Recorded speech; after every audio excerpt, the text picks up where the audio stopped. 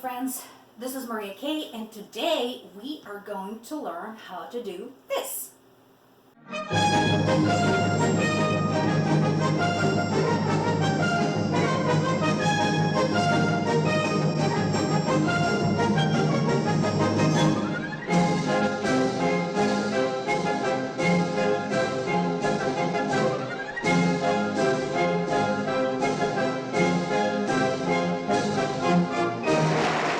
Just kidding. No, we are not. We're not going to learn how to do fouette. I don't actually know how to do it. I know people who know how to do this, and I know mechanics of it because those folks I know who do this very well are professional ballet dancers, and that might have something to do with it. But today we're going to talk about spinning and turning, and it's an interesting topic because twirling and turning is just such a dynamic move, and it adds that beautiful energy to a dance, and it's so joyous. It's got that whole whirlwind in the desert vibe about it. So it's a great thing to know how to do. I struggle with it because I've had multiple concussions and I've had multiple ear infections, so my inner ear is not the greatest. So I want you to keep that in mind. So what I'm showing you is done post multiple concussions and with a messed up inner ear. So this is achievable. This can be done. So the first thing I want to show you how to do is the 3-point turn. And it is usually done very slowly, so I'm going to shuffle over to one side so you could see. And I'm going to just keep my arms down for now. So it's 1, 2, 3. 1, 2, 3. That's it. Usually this is used in group dance. So we start with our arms in neutral in tabletop, but as we do it, we bring the arms over, and you can make it pretty. The reason being to avoid smacking into our neighbor to the right and to the left, and like whacking them off the line. So it's 1, 2, 3, and you can do a little dramatic arabesque there, and then 1, 2, 3, and finish.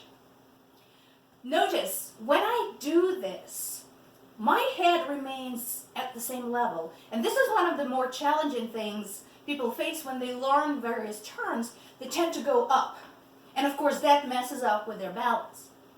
In order to avoid that, in order to teach yourself to not go up unless it's intentional, like in fouette, or you're changing levels while you're turning, there is an exercise we had in martial arts training, and it's a Japanese term, it's called irimi tenkan. It's enter and exit. And so I'll show just the feet now. It's 1, turn, and back. 1, turn, and back. Now with the arms, it's actually a blocking move. It's intended to block a sword or a stick coming at your head in, again, martial arts. So 1, 2, 3. 1, 2, 3. A lot of folks, when they do this, they tend to go up, here. Huh? And here. Hit. And here. Don't. Keep, so the head stays again. Let me keep the arms down. 1, 2, 3. My knees are soft. 1, 2, 3. Forward, side, back. Forward, side, back. And so this way, having done this about 1,000 of times, literally, in training, I now know where my head is at. I'm aware when my knees start straightening and locking. So I can keep my level intentionally up or down. Okay? So that's 1. So again, our 3-point turn, actually very similar, except it goes sideways instead of forward. So it's 1, 2, 3, arabesque. 1, 2, 3, arabesque. Very good. The next turn I want to show you is a hook turn. And the reason we call it that is because in order to do it, we hook one foot behind the other, like this. All right? So the hook turn is just this. Hook and turn, hook and turn, hook and turn. So where do we use this? Those of you familiar with ATS and with Egyptian, you probably know this combination, yeah? So that combination is again performed in a group and you watch the leader. So for those of you who are not familiar, there's part of belly dancing, group dancing, that is performed largely unchoreographed. There is a leader in front of the group and everybody else watches the leader. The leader usually gives them some kind of a signal that they all know to do something else. So there is a combination with both arms up where, arm comes down, the elbow comes down to the hip, elbow to the hip, elbow to the hip, elbow to the hip. At some point, the signal is the leader turns her or his head and does a more pronounced of these. It's very Jane Fonda. So turn head, pronounced, and that is their signal to turn.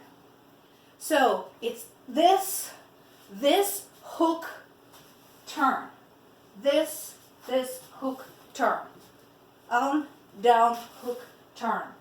Down, hook, turn.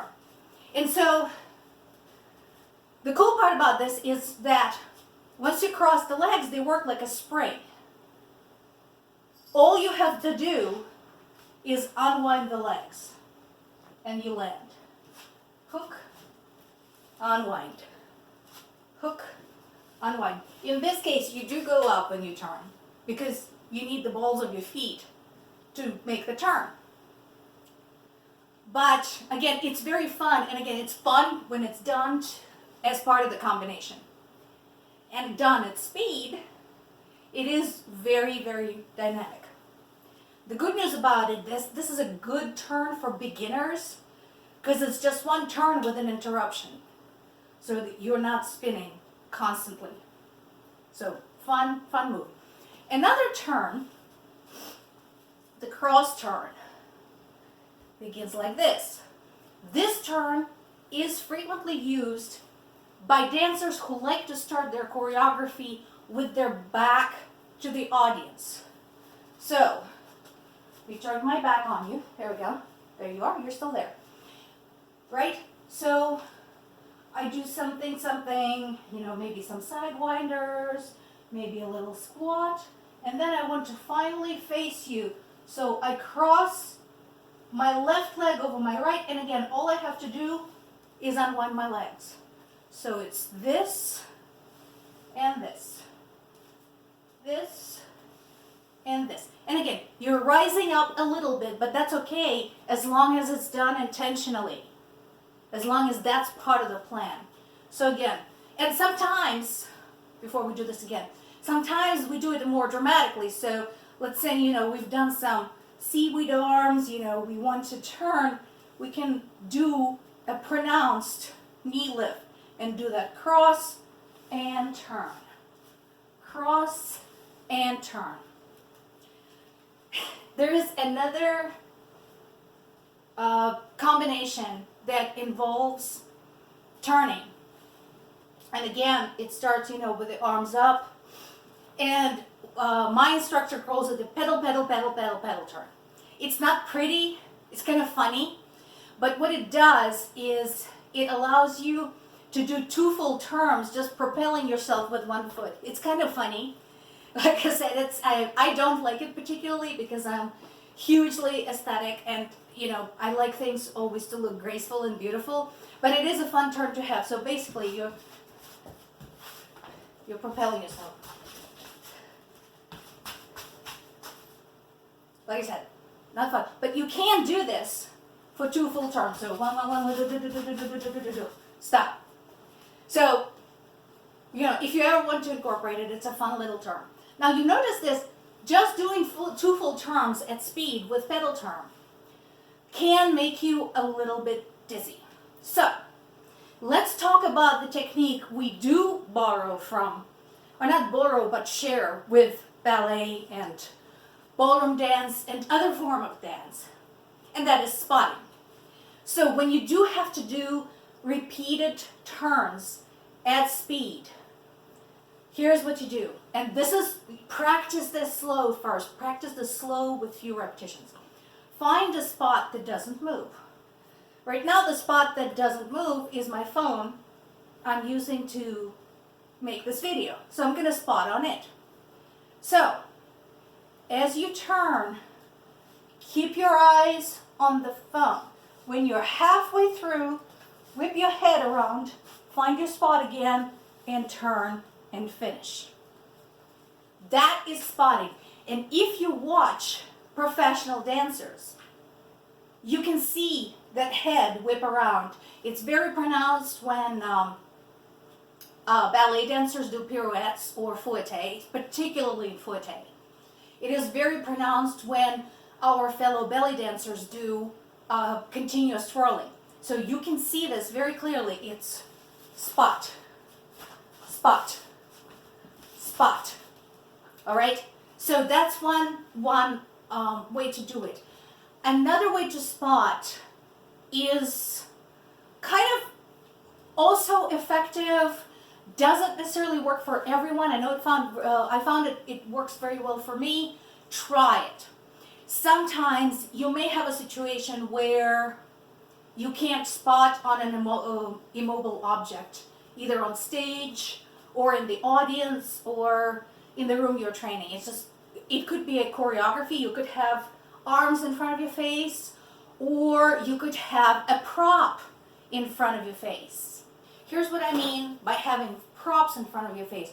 You could be, doing a wave with your fan veils, for example.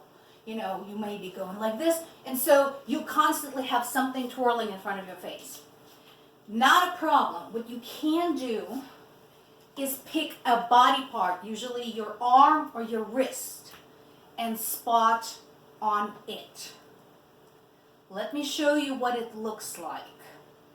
So there is a nice Turkish combination my instructor and friend have been working on recently for a choreography, and it begins with a Turkish shimmy, and then it's a double turn, double turn. So what am I doing? I am cheating. My left arm is here.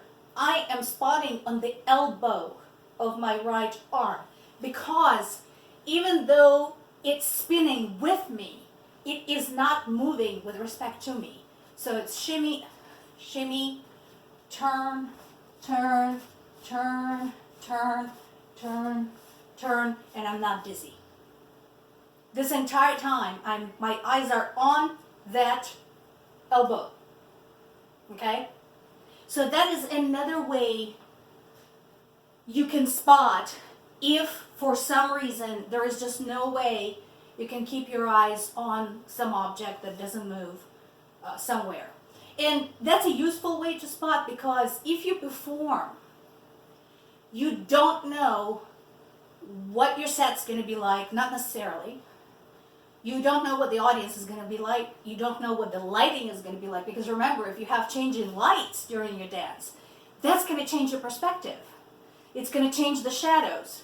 So suddenly the object that was there looks like it's over there. So that's a problem. It's going to change every time depending on where you perform. Your elbow, on the other hand, is always with you. Hopefully it's attached. So you can definitely use that, or if you're like this, use your hand.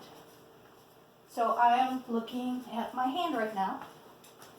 I'm ignoring absolutely everything else. Learn to focus. Make sure your eyes are glued to that part of the body that is not moving, because if your eyes start darting about, you will notice the spinning landscape and you will get dizzy. So remember this. Teach yourself, and how you can teach yourself this. So hold out your hand and focus on it. Then unfocus and focus your eyes on the background. Focus on the hand. Focus on the background. Focus on the hand. Now, very slowly, start to turn. Keep focusing on the hand. Keep focusing on the hand. Keep focusing. Speed up. Keep focusing on the hand. Keep focusing on the hand. Keep focusing on the hand. Keep focusing on the hand. And stop. How did that go? Practice. The reason ballet dancers make it look so easy, the reason our fellow ballet dancers make it look so easy, there are thousands of hours of practice behind what they do. Super important. So don't expect to just pop out there and start twirling like Rachel Brice or like Horace Maserabi or like April Rose. Not gonna happen. Even if you have a superb sense of balance and nothing is wrong with your inner ear, you will need to work this in order to achieve proficiency. So I hope this was helpful. Would, as always, love your comments. Thank you for watching, and I'm hoping to see you again next time.